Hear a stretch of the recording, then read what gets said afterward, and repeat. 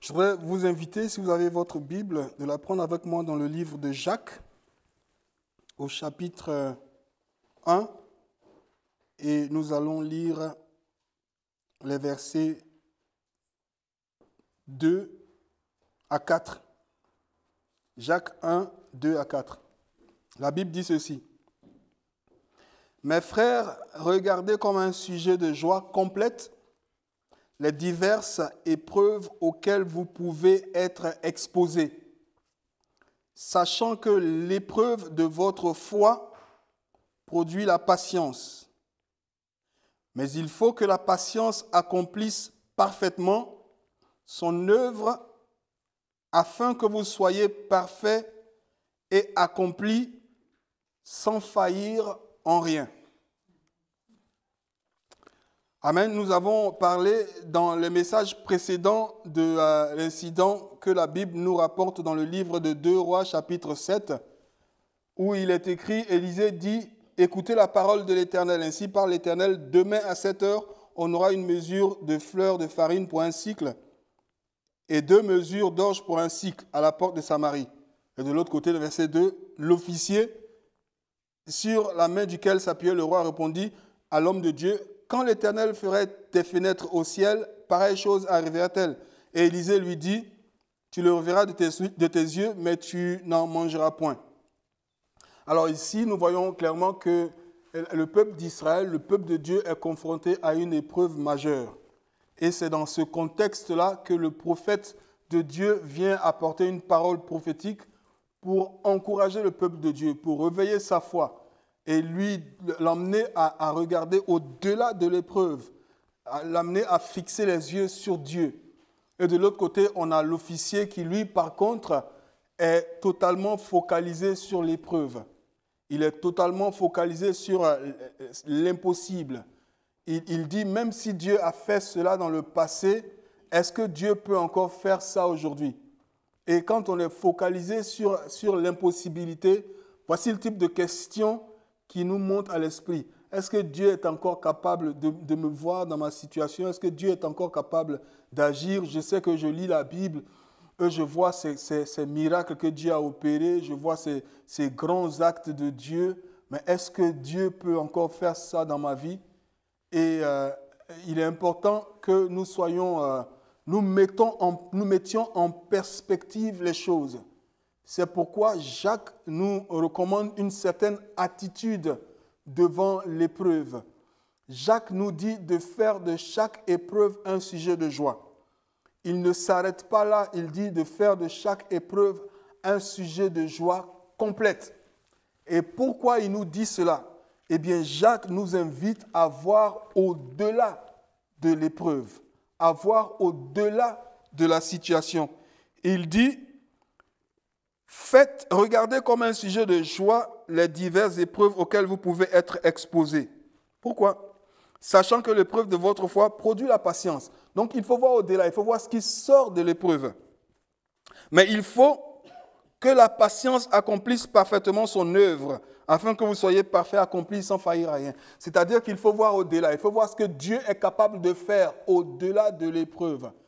C'est important le passage que nous voyons dans le livre de Jacques, parce qu'il nous invite à faire quoi? Il nous invite à regarder.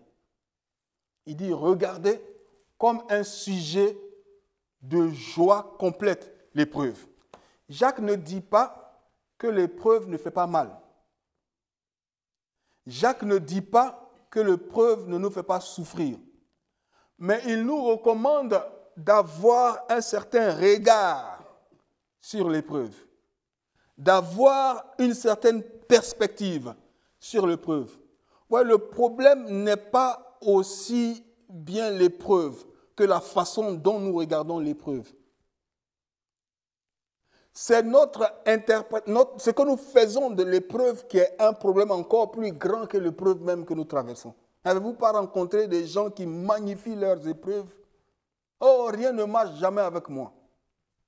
C'est toujours, ça vient de plus. Mon père, ma mère, mon grand-père, ça vient.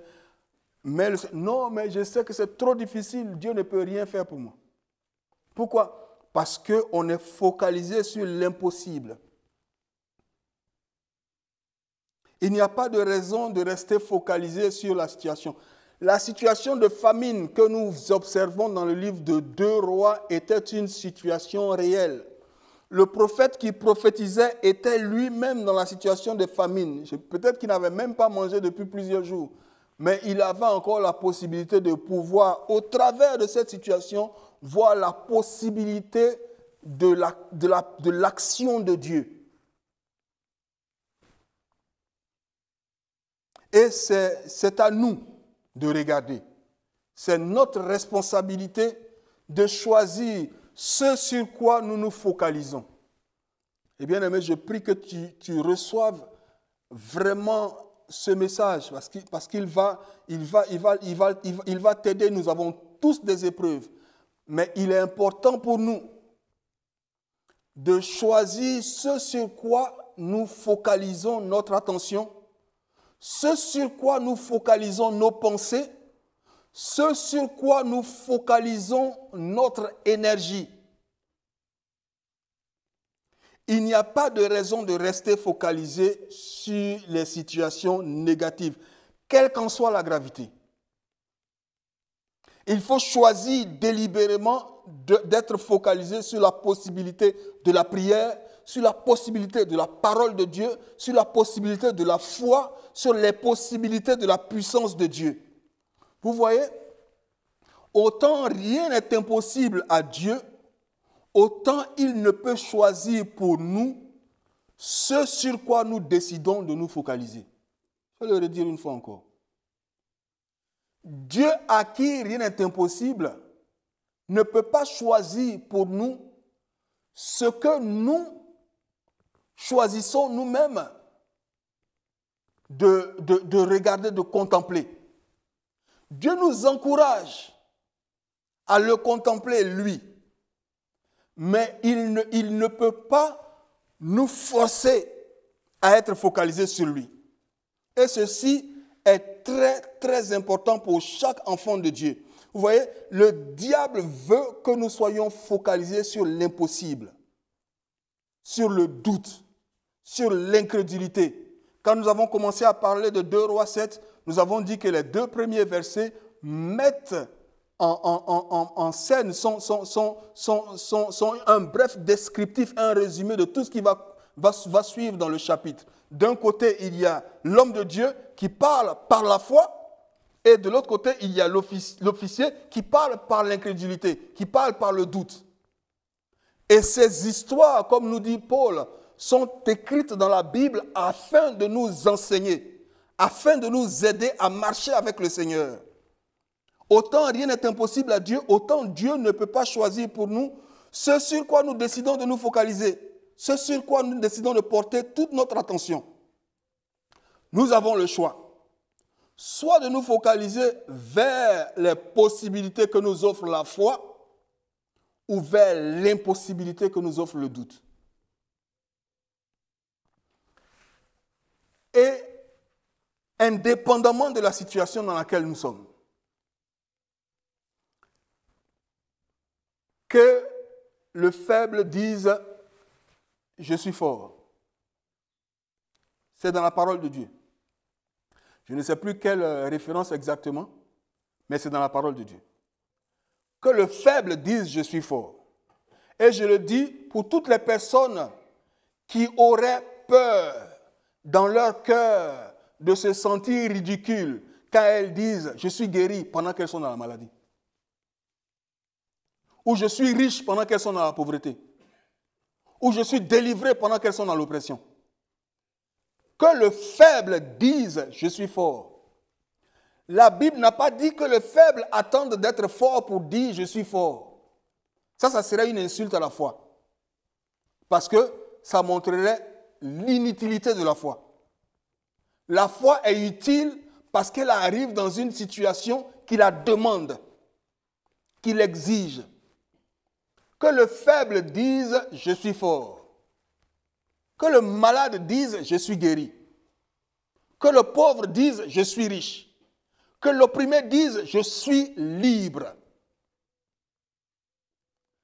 Soyons focalisés sur ce que Dieu a pour nous. Ne te focalise pas sur la difficulté de la situation présente, mais regarde au plan de Dieu, au dessein de Dieu.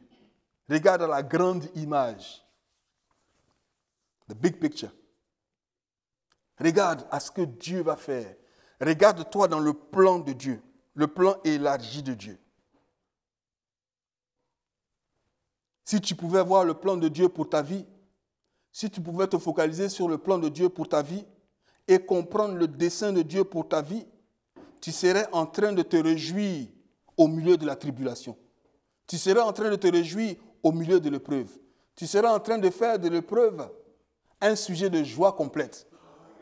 Ne vous est-il pas arrivé de traverser une épreuve et quelque temps après de vous rendre compte, au fait, si je n'avais pas rencontré ce menteur, cet hypocrite, cet homme qui prétendait être mon ennemi, qui m'a fait autant de mal, je n'aurais pas appris que je pouvais faire ceci tout seul.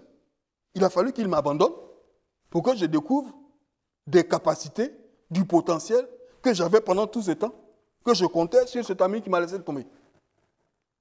Enfin, ce n'est qu'un exemple. Mais souvent, nous traversons des difficultés et plus longtemps après, nous voyons l'objectif, le plan de Dieu. Il y a une de mes filles qui a eu un témoignage, Dieu est intervenu, je ne sais plus quel était le sujet, mais une fois, elle m'a appelé, papa, Dieu est intervenu, j'ai un témoignage, dimanche, je ferai un témoignage à l'église, gloire à Dieu. J'ai dit, je vais enregistrer ce que tu es en train de me dire, pour que demain, quand il y a une autre épreuve, et que tu te mettes à pleurer, je te fasse écouter exactement ce que tu as dit toi-même de ta bouche. Pour que tu regardes en arrière pour dire, ce même Dieu est capable de me délivrer aujourd'hui encore. Si on pouvait voir le plan de Dieu, si on pouvait voir le dessein de Dieu à travers les actions de Dieu, on serait en train de se réjouir, même dans l'épreuve. Voilà la délivrance que ce peuple a expérimentée dans 2 Rois 7 est un témoignage qui va le marquer toute sa vie. Et toutes les épreuves en tant qu'enfants de Dieu que nous traversons sont en vue du plan de Dieu pour notre vie. Mais pasteur, quel est le plan de Dieu pour moi? Quel est le plan de Dieu? Je ne sais pas, je ne comprends pas. Laisse-moi te lire un petit passage dans la Bible. Je vais le lire, c'est dans le livre de Jérémie.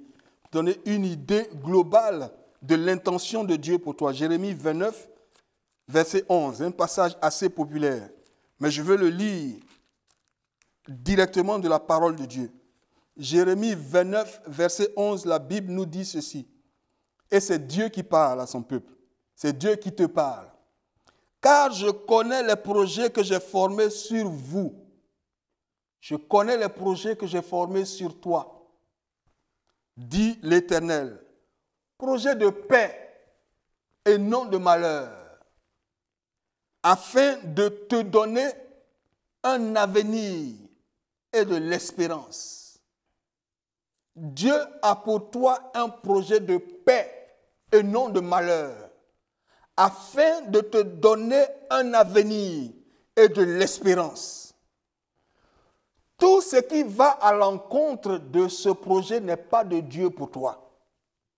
Le projet de Dieu n'est pas un projet de malheur.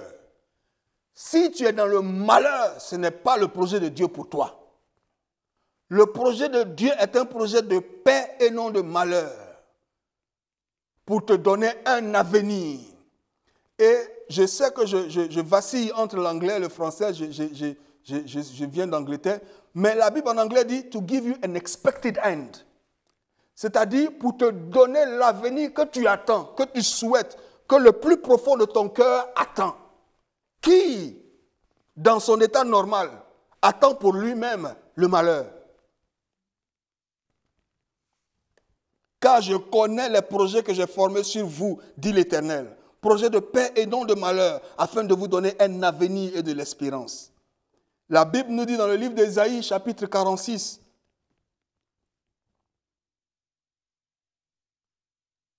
ou 43,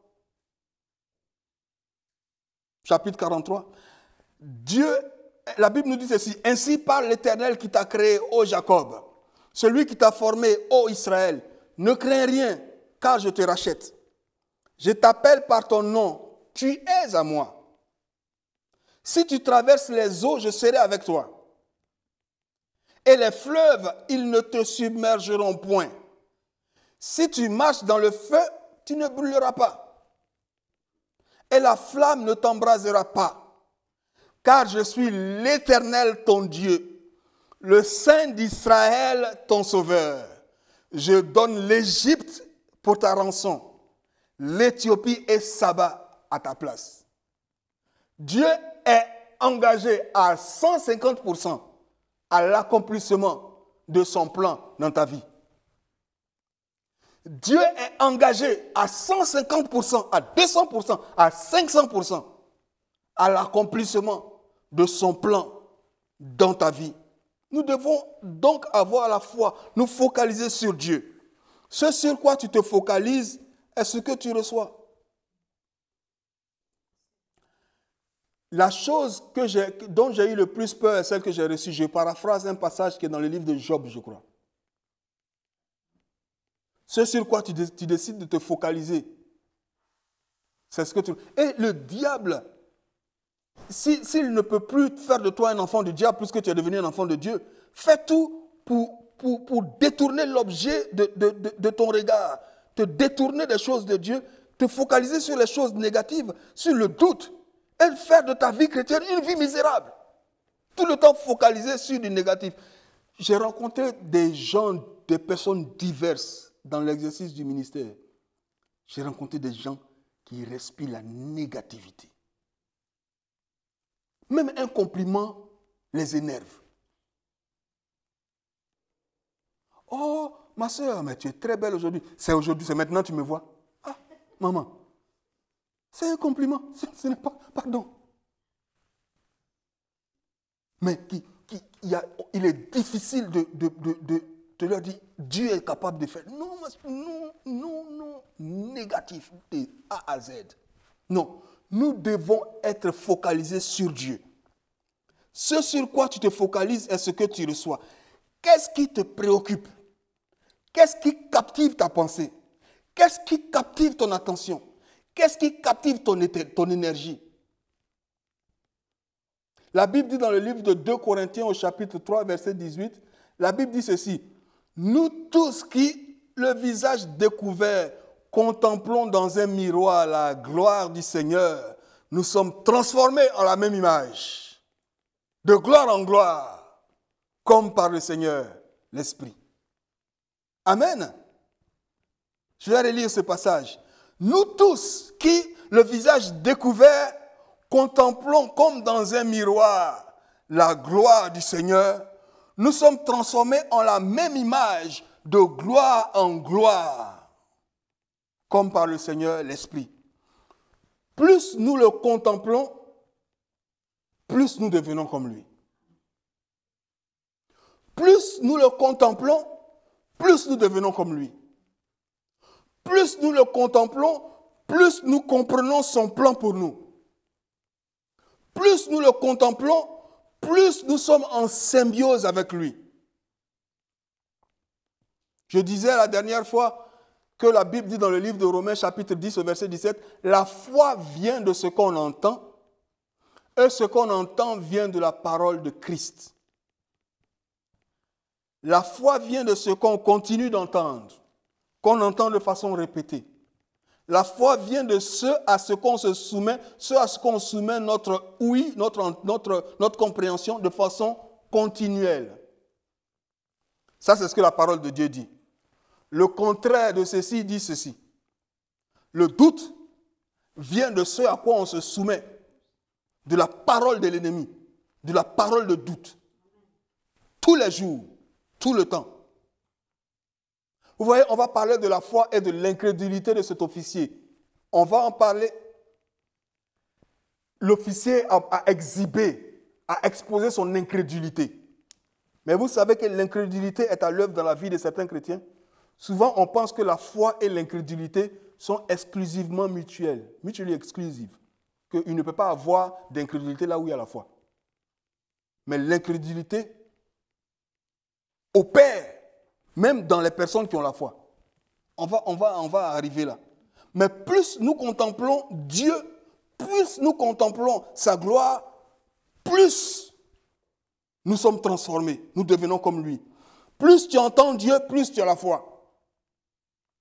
Plus tu entends Dieu, plus tu as la foi. Ça peut ne pas être automatique dès le départ, mais il ne faut pas se décourager. Et je veux parler à quelqu'un qui peut-être n'a pas encore l'habitude de lire la parole de Dieu, d'écouter la parole de Dieu.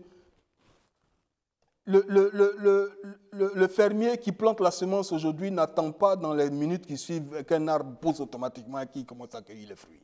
Non, il plante, il s'attend aux fruits, mais il respecte les lois de la nature qui imposent le temps que la semence meure et qu'elle commence à porter du fruit. Mais il sait que ce processus est irréversible. Dès qu'il plante la semence, il fait déjà les calculs, les prévisions pour ce que la récolte va donner. Parce qu'il sait que tôt ou tard, il sortira de cette semence qui est en terre des fruits qu'il va cueillir, non dans la terre, mais de là-haut. Donc, si vous commencez aujourd'hui et que vous n'avez pas encore vu de résultat, ce n'est pas la raison d'abandonner. Il faut créer cette attitude de contempler Dieu dans sa parole tous les jours, de se discipliner à chercher Dieu dans sa parole. Le jour où Dieu va se manifester, ça sera comme le jour de l'accouchement. Et personne mieux que nos mamans ne savent quelle joie ça procure que d'être passé par cette douleur. C'est incroyable. Quand j'ai vu, dès que le bébé est sorti, elle a oublié toute la douleur. Toute la douleur est partie. Elle s'est mise à rire. Celle qui pleurait il n'y a même pas 2 minutes. Dès que l'enfant est sorti, c'est comme si la joie a inondé son cœur. C'est de cette même façon que Dieu est capable de faire oublier toute la souffrance quand nous nous mettons dans la discipline de le contempler. Amen. La Bible dit, nous devons renouveler notre intelligence. Et ne vous conformez pas au siècle présent, dit Paul dans le livre de Romains chapitre 12. Ne vous conformez pas au siècle présent, mais soyez renouvelés dans l'intelligence. On va lire ça ensemble, c'est un passage capital. Chapitre 12 de Romains au verset 2. La Bible dit, ne vous conformez pas au siècle présent, mais soyez transformés par le renouvellement de l'intelligence, afin que vous discerniez quelle est la volonté de Dieu, ce qui est bon, agréable et parfait. Soyez transformés par le renouvellement de l'intelligence. Soyez transformés par le renouvellement de l'intelligence. La transformation vient par le renouvellement de l'intelligence. Le renouvellement de l'intelligence vient par la consommation de la parole de Dieu. Et c'est un processus qui est répété tout le temps, tous les jours. Et l'intelligence se transforme. Et elle reflète Dieu. Elle est en symbiose avec Dieu. Elle commence à voir, afin de voir ce qui est bon, ce qui est agréable, de voir le plan de Dieu. Si vous voulez voir, il faut transformer l'intelligence. Nous ne pouvons pas approcher Dieu avec notre petite pensée, nos petits jugements limités et penser pouvoir enfermer Dieu dans la boîte de notre petite convenance. C'est impossible. Dieu est plus large que cela. Il y a des gens qui opèrent comme ça, ils ont compartimentalisé même Dieu. Et ce qui n'entre pas dans le petit compartiment qui est prévu pour Dieu, le petit compartiment de leur propre pensée et qu'ils ont mis en place, dans lequel ils ont mis Dieu, tout ce qui ne rentre pas dedans n'est pas de Dieu. Et même quand c'est écrit dans la parole de Dieu. Non, nous devons contempler Dieu. Nous devons contempler la foi. Nous devons contempler ce que Dieu dit. Nous devons avoir foi en Dieu. La Bible nous dit dans le livre d'Hébreux, chapitre 11, verset 6, que sans la foi, il est impossible de plaire à Dieu. Nous connaissons tous ces passages. Pensons-y, sans la foi, il est impossible de plaire à Dieu. Sans la foi, il est impossible de plaire à Dieu. Imaginez-vous les choses que les hommes essaient de faire pour plaire à Dieu. En Amérique latine, vous voyez les catholiques, il y en a qui vont jusqu'à se crucifier pour plaire à Dieu. Ils se traînent, ils se mutilent, ils se crucifient pour plaire à Dieu. Sans la foi, il est impossible de plaire à Dieu. Si vous voulez vous mutiler, mutilez-vous. mais ça ne va pas plaire à Dieu. Sans la foi, il est impossible de plaire à Dieu. Vous pouvez faire tout ce que vous voulez. Vous pouvez vous priver de quoi que ce soit. Vous pouvez vous mutiler, vous sacrifier, vous crucifier. Mais sans la foi, il est impossible de plaire à Dieu. Ce qui plaît à Dieu, c'est la foi. Et ce n'est pas juste la foi ambiguë, la foi pour la foi. C'est la foi en Christ. C'est la foi en Christ. Tout ce que nous obtenons de Dieu, nous l'obtenons par la foi. La Bible dit, il te sera fait selon ta foi. Pensons à cette petite phrase. Il te sera fait selon ta foi. Voici ce que Dieu va faire, voici ta foi. Ce que Dieu va faire, ça sera mesuré par ta foi. Il te sera fait selon ta foi. Donc, si la foi est mise en opération, il te sera fait selon ta foi. Amen. Donc, plus tu mets ta foi en opération, plus il t'est fait, plus tu reçois. Moins tu mets ta foi en opération, moins il t'est fait, moins tu reçois. Nous faisons tout avec Dieu par la foi. Nous venons à Dieu par la foi. Personne n'a vu Dieu. Nous marchons avec Dieu par la foi. Nous agissons avec Dieu par la foi. La foi nous permet de voir l'invisible et de faire l'impossible. Et nous savons que la Bible regorge d'exemples extraordinaires de foi. Il y a des gens qui ont mis leur foi en action au point où le Seigneur lui-même était impressionné. Je n'ai jamais vu une telle foi dans tout Israël. Et la foi commence là où l'homme s'arrête. Là où l'intellect s'arrête, la foi commence. La foi permet d'aller au-delà de la limite humaine. La foi nous permet d'agir à un niveau supérieur au niveau naturel. La foi nous permet d'agir comme Dieu. La foi est la porte qui nous ouvre la provision sans limite de Dieu pour notre vision et pour notre destinée. Elle nous expose aux possibilités de la puissance de Dieu. La foi est la porte qui nous ouvre la provision sans limite de Dieu pour notre vision et notre destinée. La foi est la porte qui nous ouvre la provision de Dieu pour ce que nous attendons de Dieu. Que ce soit la vision que Dieu a imprimée dans notre cœur.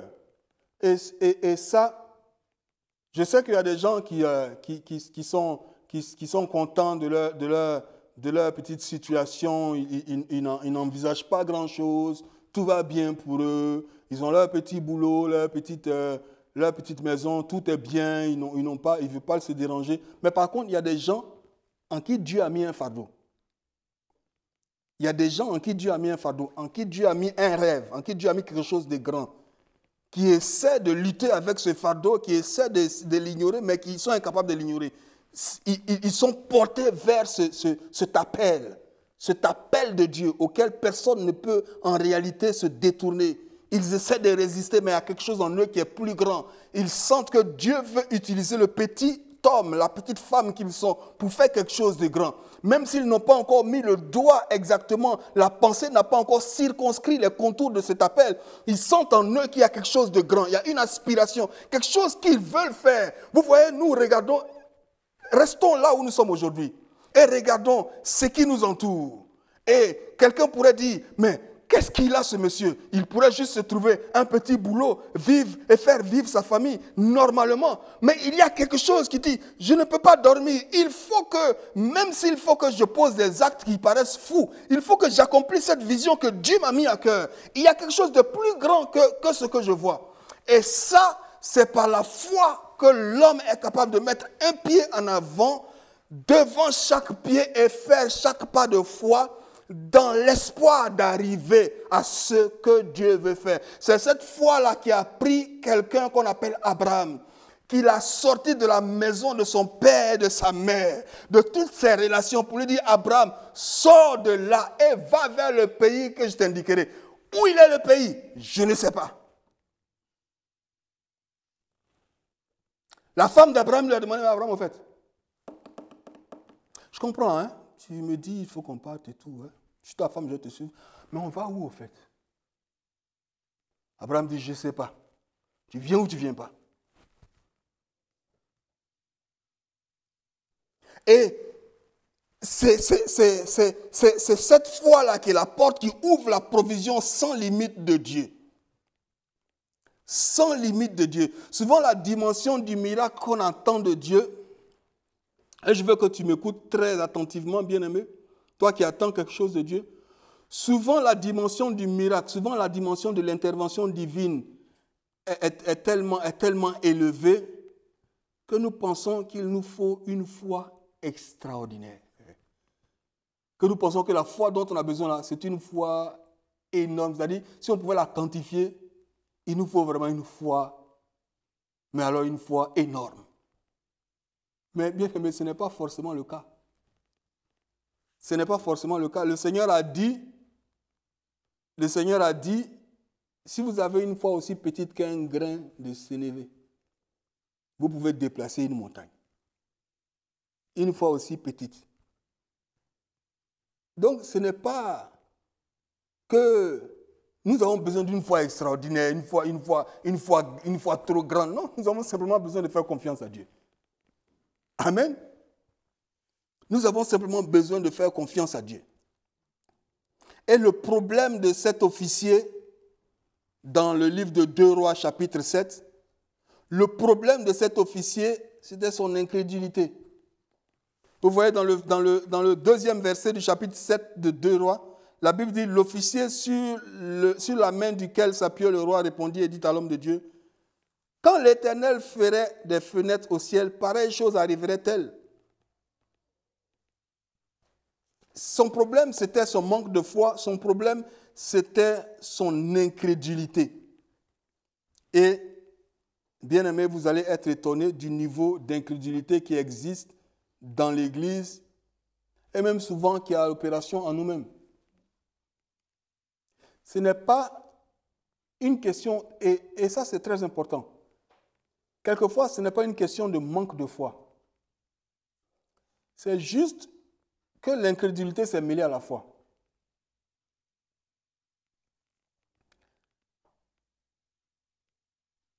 Vous voyez, il y a des chrétiens qui sont dans l'église, qui sont assis dans l'église, mais dont les yeux et les cœurs sont fermés aux possibilités de Dieu. Il y a une catégorie de chrétiens, et ça c'est clair, qui sont viscéralement opposés à la manifestation de la puissance de Dieu. Et moi, je le vois ici, dans ce pays. Un pays qui a désespérément besoin de la manifestation de la puissance de Dieu à une dimension à bouleverser les gens.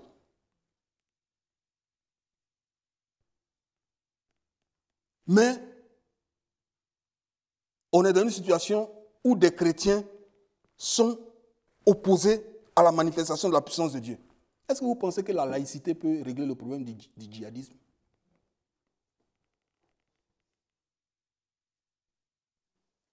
La laïcité ne peut pas régler ce problème. C'est la puissance de Dieu qui peut régler ce problème. Alléluia. Et moi, je suis convaincu que tant que l'homme peut fonctionner sans la puissance de Dieu, il le fera. Il ne veut pas être dérangé.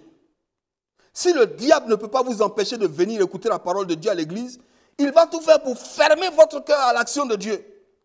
Il va vous bourrer de culte, de services, de religion à votre convenance. Vous rassasiez votre chair au point de l'endormir très profondément. Aucun désir de voir Dieu se manifester puissamment dans les guérisons, dans les délivrances, dans les bénédictions surnaturelles. Et vous pouvez être au milieu d'un réveil et être profondément endormi.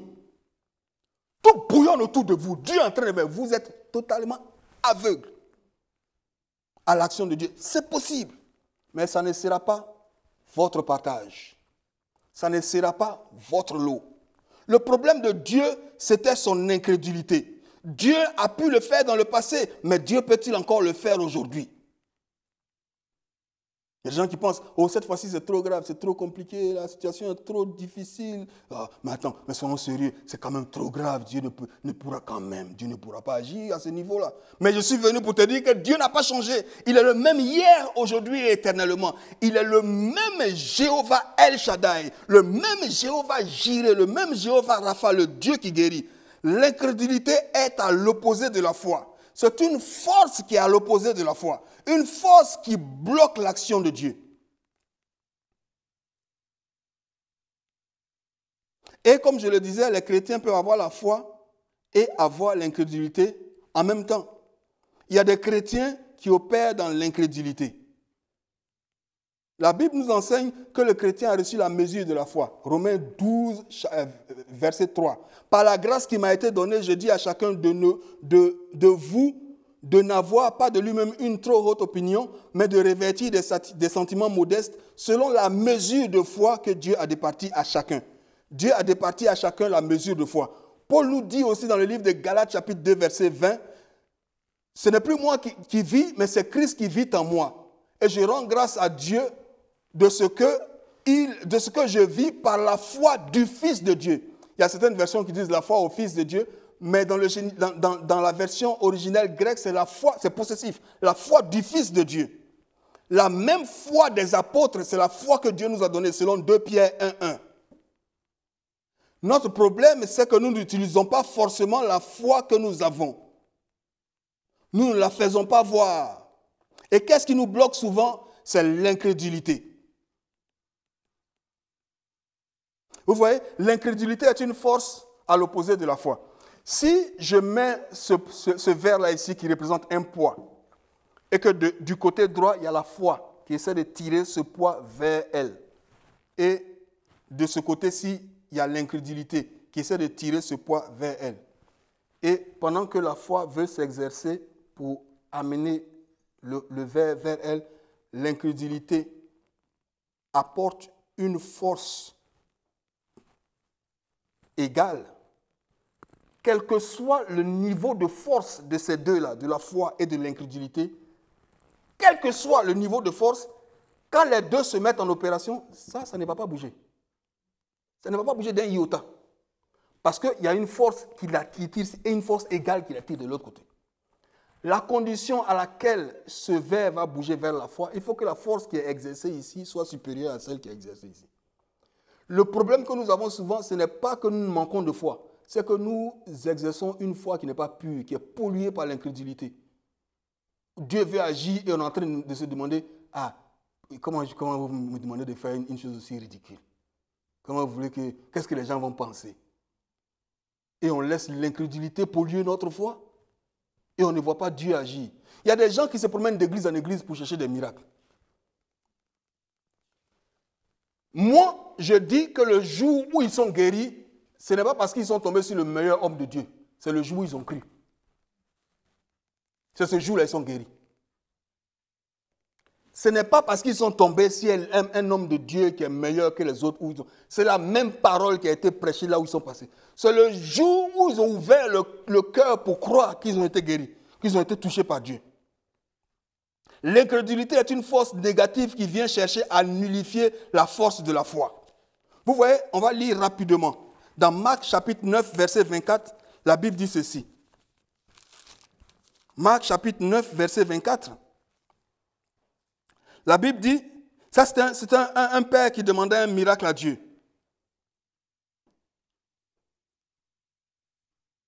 Aussitôt le père de l'enfant s'écria, « Je crois, viens au secours de mon incrédulité. » Ça c'est quel paradoxe? Je crois, viens au secours de mon incrédulité. Et Jésus ne lui a pas dit, il ne l'a pas repris pour dire, mais tu ne peux pas croire et à la fois être incrédule. Mais Jésus savait qu'on croit, mais l'incrédulité se mêle à notre foi pour rendre notre foi impuissante, incapable de produire des résultats. Le diable ne peut pas vous arracher votre foi. Il peut envoyer l'incrédulité dans votre cœur. Comment? La peur d'être ridicule. Ce que les autres vont penser de vous. Comment vous pouvez aller vous joindre à un tel projet? Mais la foi va demander des choses que l'intelligence ne peut pas comprendre. Si vous avez l'intention d'exercer votre foi, attendez-vous en même temps, je vous le dis ouvertement, sans cacher rien que ce soit. Attendez que vous soyez ridiculisé. Attendez-vous à être ridiculisé. Votre entourage va se moquer de vous. Il faut qu'on le dise clairement. Votre entourage va se moquer de vous. Qu'est-ce qui ne va pas chez toi, ma chère amie? Je te croyais un peu plus intelligente que ça. Tu ne vas pas quand même te mêler à ce genre de choses. Les gens qui racontent des choses, qui font... tu es mieux que ça. La peur d'être ridicule. Si j'ose, est-ce que ça va marcher? Est-ce que ça va marcher? L'incrédulité est un piège satanique qui pollue votre foi et vous empêche d'opérer dans le niveau de foi nécessaire à votre percée. L'incrédulité est un piège satanique qui pollue votre foi et vous empêche d'opérer dans le niveau de foi nécessaire à votre délivrance, à votre guérison. Sois fou, sois traité de fou, sois traité d'insensé, sois traité de